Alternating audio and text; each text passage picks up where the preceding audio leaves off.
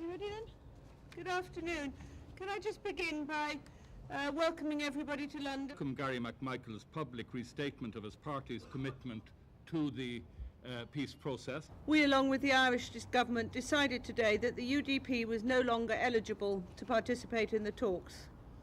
The UFF have themselves admitted responsibility for a series of appalling murders which have created such fear on the streets of Northern Ireland.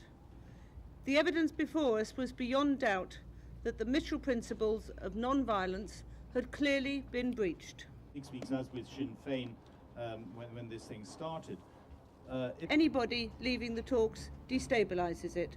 We've all argued that it should be inclusive, and anything that destabilises the process does not help. Actions outside the talks affect the actions within the talks.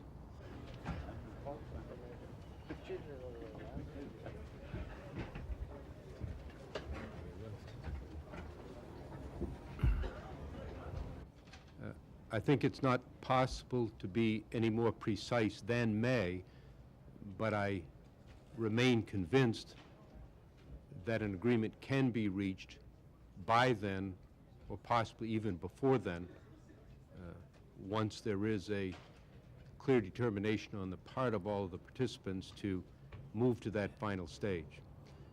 And I hope very much that that process will begin in earnest tomorrow.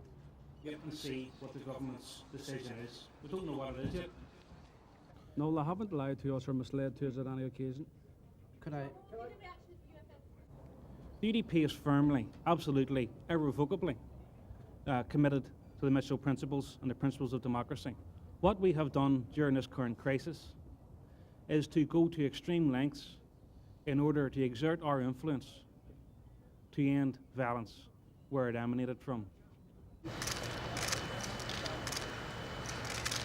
Oh, not that one. Which one is he? Second? That's not likely, yeah. Gary? Shaw, na Birch Realtas, for Springfield, Iha O'Hin, August Tom. We would have gone for a process which is much different from this one, as I've said on a number of occasions. And our position remains for inclusiveness, for a comprehensive agenda, and for all of the issues to be dealt with in that way. The governments are the people who set up the rules, and the governments are the people who need to steady the constituency which we represent. As I understand it, the Ulster Freedom Fighters have admitted their guilt. So there's a very clear breach of the Mitchell principles, and it is therefore a matter for the Secretary of State.